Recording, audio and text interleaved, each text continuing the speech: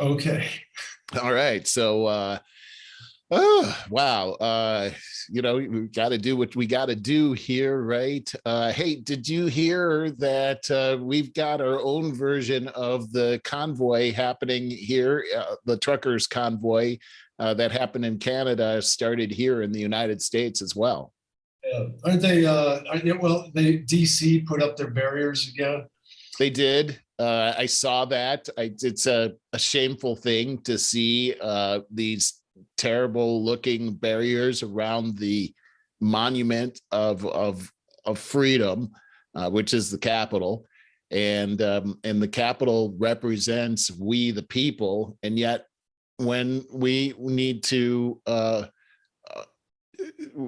petition the government for redress, they put a big fence around the Capitol and we can't access it anymore. And I think this is getting ridiculous. I do. Merle, everything's getting ridiculous. Could Would you be so kind to give me 30 seconds to go get some more? I'll put some water. Yeah, go ahead. I'm gonna pause this one. Zoom. Anyhow, talking about this trucker convoy that's happening. It's called the People's Convoy, inspired by the Canadian truckers. I don't like that name, the People's Convoy. It sounds very communist. Sorry, they always put the people's whatever in front of their thing. Like the Chinese army is called the People's Liberation Army. I don't like the name of that one, but whatever. This one, there's specific demands. They want a declaration. They want Biden to rescind his declaration of a national emergency.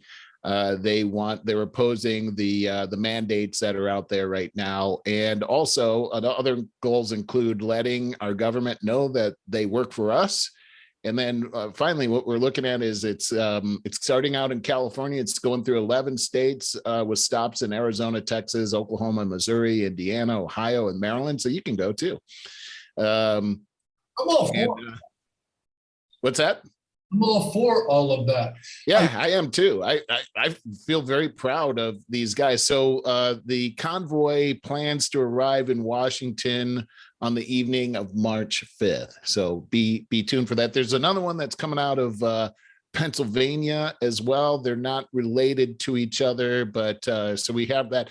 I wonder how this is going to go, and I wonder if we're going to see any of the extreme tyrannical moves that we saw out of Justin Trudeau, where they're arresting people for protesting and shutting off their bank accounts. It may be a good thing if we do, because it may be that final push. People are getting fed up, Merle. We're seeing it in all kinds of different regards. And if our government were to try to pull what Trudeau is pulling, my God, I mean, that may be exactly what we need, because this trucker movement, as much as I don't like the impediment that it puts upon the people of these communities that get kind of shut down. Right. I don't like that, but it is like, what else do we do, man? Do we grab our pitchforks and go charge the White House? We'll all be shot down and arrested as domestic terrorists, like they're trying to do with parents of schools, of the school systems. Getting out of control. I see what you're saying there. And boy, I love your optimism on these kinds of things too, because I want to see it that way as well. Here's an article out of Hot Air that just on that same subject here. I'm just going to read this part. Let's see. Dem support for Trudeau protest suppression nearly 4-1. That's nearly 4-1 level of support for Trudeau's handling of the protest, which consisted of arrests, confiscations, seizures of bank accounts, and so on. This is based on a on a poll by Trafalgar. And here's what it's saying. It's not easy to determine just how well Democrats grasp the totality of Trudeau's action, but it doesn't appear that they cared much about it. And this has, without any of the urban rioting, autonomous zones, insurrections, and attacks on government buildings and private businesses that accompanied the uprising, Democrats either backed or excused in 2020. In this case, Democrats are well and truly on their own. This is just according to this one poll. Republicans opposed Trudeau's handling of the protests by an 87.3%, with only 4.6% of GOP respondents being unaware of it, as opposed to 17.1% of Democrats. That's interesting. Unaffiliated or other voters also opposed Trudeau's actions by a whopping 74%, with a similarly small share of respondents unaware of the controversy, 4.8%. That makes roughly 8 in 10 non-Democrats who oppose Trudeau's protest suppression, while more than 6 in 10 Democrats approve it. I find that to be very interesting. Of course, it's just one poll, Trafalgar, but I think it also speaks to the media coverage that we've talked about a lot, and how they leave these kinds of things out of the media and just don't cover it, so people are unaware of what happens. Dude, that's exactly what I was thinking while you were reading that. And let's just take for granted that poll is correct. We don't know.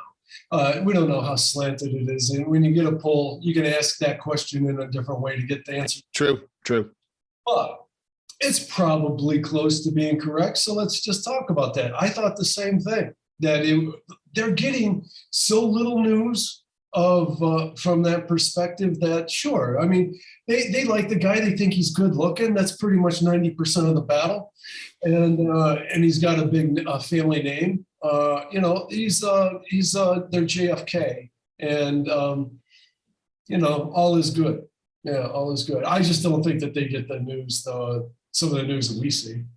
Yeah, I think you're right about. I mean, I know you're right about that, because we see it. We can see what's going on as far as that's concerned. And if you don't really know that this is happening, how can you oppose it if you don't really understand? I mean, the fact of the matter is that this has been happening, and so my question is, how is the United States going to handle it? Well, the first thing we see is they put a big fence around the Capitol. That's not a good sign. That's not a good look for the United States, I don't think. And so this is a pretty serious thing. Hopefully these guys can be successful. There's no violence and people can hear them out. Speaking of that, we have we've got the new State of the Union coming. I had some, oh, here it is, some interesting stuff. So the State of the Union every year happens, and typically it happens in January. I don't think I've ever seen one that happened in February before. Here it is, almost the end of February, and Joe Biden's giving his State of the Union next week. Here's some interesting news. Democrat Congresswoman Rashida Tlaib, a member of the Socialist Squad in the U.S. House, will give a response to President Joe Biden's State of the Union address next week. And according to Politico, Tlaib plans to hammer members of her own party in the response. Here's a little blurb here. It says, in the speech given on behalf of the left-wing group Working Families Party, Tlaib is expected to hammer moderate Democrats who have stymied Biden's social spending and climate change package. Tlaib will praise Biden's stimulus bill and make the case that liberals have pushed aggressively for his agenda, according to a summary of her remarks shared exclusively with Politico. The speech will put on display the deep rifts within the Democrat Party that have marked Biden's presidency. Months ahead of the daunting midterm elections, many Democrats are looking to put aside those differences in order to present a unified front against the Republicans. But the left sees an opportunity in this year's primary to elect a more liberal Democrat majority to Congress. I think liberal is a misnomer. I think they want leftists, not liberals. Also, Kim Reynolds will be giving the Republican rebuttal on this. She is the governor of Iowa, and she'll be talking about her progress that she's made in spite of some of these mandates that are going on. And so that'll be interesting. I always like watching those. The last one Trump did was certainly pretty exciting, with Nancy Pelosi ripping up his speech at the end. Hopefully we don't go there, but I like to see these things a little more professional. Oh my God, Merle, you took the words out of my mouth. You also remember her strange, bizarre, sideways seal clap? Yes. Yes. Everything she did back there was so distracting. I think I watched her more than I watched Donald Trump. It was like, what is she's a very, I mean, I hate to say it, but I'm glad she's not my next door neighbor. She's a very odd person. She's very immature. Yes. Yeah. And there's so many things to talk about that I don't like about her, but I'll save those comments. But that's coming. We're going to see the State of the Union, and he really, what does he have to talk about? What is there anything that he has to cheer about here over this last year of accomplishments? I mean, really, it's been from my point of view, it's been a complete and utter disaster over this past year. He really has nothing to hang his hat on. I totally agree with you. It's been a complete disaster. I mean, the Afghanistan thing was just awful. I mean, he like I said earlier, he debuts with shutting down that pipeline. That was not a popular move. I mean, No, not at all. And it put a lot of people out of work, and now it's compounded exponentially the problem. And we've had to let a huge amount of our oil reserves out to compensate for that whole thing. And gosh, when you see the president today giving these speeches regarding what's happening in the Ukraine, he just doesn't seem to be. I mean, we've said this the whole year, but he's not. He does not. I'm not getting a symbol of strength coming from him. I get, well, like this, I could talk to somebody in a retirement home that could really lay things out a lot better than him. Well, it's not just that, but I mean, the strange kowtowing to the left, the so-called progressives, that's where that whole pipeline thing came from. Why? This is why it's so interesting that Tlaib is going to be the one that gives a rebuttal. And I think it really shows what section of the Democrat Party is in charge. I mean, we've seen it already, right, over the last year, but this solidifies it. You're going to have Rashida Tlaib be the person to give the rebuttal, and she's going to go after moderate Democrats that have held up this. I've never actually seen that before, where the rebuttal coming from the same party attacks its own party. Never seen that before. When we went to Kent State, I studied rhetoric and communication. So we studied all of these State of the Union addresses for all of American history. And I'm the weird guy that liked that, but I've never seen this before. This is going to be pretty interesting, especially with all of the fireworks that are going on around the world right now. There's something else I didn't share in the upfront show. You see my notes? Yes. Oh, okay. Is that any better? Yeah, I was looking at something else. Oh, okay. Did you hear about Buttigieg? DailyMail.com did a kind of exclusive on this, that former Indiana Mayor Pete Buttigieg campaign took a total of $250,000 from 23 companies. Executives of those companies were then just coincidentally awarded a combined $33 million in city infrastructure jobs from the Board of Public Works, on which he was seated. Buttigieg, 40, now the U.S. Transportation Secretary, will oversee $210 billion in discretionary grants under the new bipartisan infrastructure bill. This is worrisome. But government watchdogs say the Democrats' pattern of donations and contracts as mayor could present the appearance of, obviously, pay-to-play scandal. Quote, "This is alarming and very concerning because this is the swamp personified." From Taxpayers Protection Alliance President David. Yeah, it's exactly right. Oh, yeah. Yeah, but this is typical politics, too. But this is the kind of stuff that, thank God, people are unearthing, and we need to clean this stuff up. Well, you're right. I mean, this reminds me of the old rock and roll payola scandals that were out there, where the reason you were hearing those songs on the radio is because they were paying for it. They were paying these people under the table. And you're right. That's what politics is boiled down to. But I mean, that's why we as the citizenry need to be involved in what's happening so we can be those watchdogs. You're coming up to the midterm elections this year, and you're hearing a lot of talk about, and we heard it from the last election about the people that oversee the polls, the watchers, and people are concerned, oh, they're intimidating and all this kind of stuff.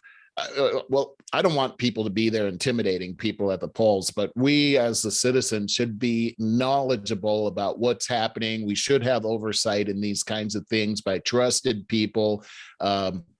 It's really a cornerstone of our government to not have these types of corruptions that are going on. But man, are they ever rampant.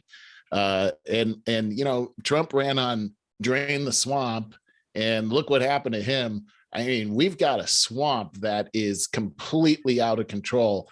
And that's just one great example of it that you're showing. I'm reading this book right now by RFK Jr. about the real Dr. Fauci. And right now they're talking about how they handled the AIDS epidemic. I'm about halfway through with this book, and I'm blown away by the things that I didn't know that were happening behind the scenes that everybody should have known about. And many of the same things that are happening today through that same organization, they perfected back then. And many people lost their lives as a result. And it's because of this corruption where you have unaccountable bureaucrats that have billions and billions of dollars at their disposal, and there's no accountability to where that money goes. That's the formula for absolute power corrupting absolutely. And we've got to be able, this is like, we've got to turn over those big stones. You know how you turn over a stone and all those wiggly worms scatter? That's what we got to do, man. We got to turn over those stones and shine a light at it and spray some Raid on it, man, because this is trillions and trillions of dollars are going out the window, and people's lives are really inconsequential when it comes to this kind of thing. And it's crazy.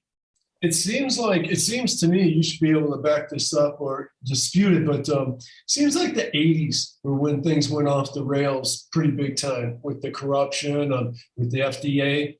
Absolutely. Industry and all that. And thank God we're in a day and age, what is that, 50 years later? Yeah, yep. That here in the 2020s, we are finally, thank God, at a point with our technology where we can share this and create the awareness of it, because it was easy to corrupt all of that. Nobody knew whatever was written in the. It's interesting you're talking about that too, because in the. You're gone again. And you got a really funny look on your face. Yeah, you're totally frozen. I got to show you this one. Oh, there you are. You're back. I am back. Oh, okay. I don't know what you were talking about. Doesn't matter. Yeah, no, were you going to show me something? I wanted, well. You were trying to cover for me. I like that. Yeah, I was just talking about, you brought up the 80s and how things changed in the 80s. I agree. Those things did change dramatically. However, in the process of reading this book, I found this Mike Wallace from 60 Minutes I think I might have sent this to you. I don't know if you saw it or not, but if I didn't, I want to. He did an expose on 60 Minutes of what happened with the swine flu during the 70s. And I don't know if you remember that when the swine flu came out in the 70s, but I do. And I remember everybody was really afraid. Well, check out this Mike Wallace story that he did, because he covers some really crazy stuff through this whole thing. And the guy, Fauci, was the deputy director of the National Institute of Allergies and Infectious Diseases at the time. And so his boss ginned up this whole notion of swine flu. Oh man, our connection's terrible. Being this big epidemic was going to kill all these people. It figures, right? I can see it. It says your connection is unstable. Am I back? Yeah, you're not synced up or anything. It's kind of funny. Hate when that happens. What are we going to do about that booster over there? Yeah, I got to freaking figure that out, Barry. We should probably go ahead and wrap ourselves up here, because this is, I think we're good in what we were able to get accomplished with the Tinker toys we used to do the production today. let's not push our luck anymore. Yeah, exactly. I think we did a good job, man. Well, it was enjoyable. As usual. Yeah, and you're frozen again. Okay. I know. So, all right, we'll work on this. Yes, we will. And I gotta get my microphone and fix some things up on my end, and I hope you can do that booster thing. Yeah, me too. Me too. All right. Well, hey, man, good stuff. Love you. And can't wait till we do this next time while you're in Florida. Yeah, that'll be a lot of fun. Love you too, buddy. Have a good weekend. You too, man. Take care.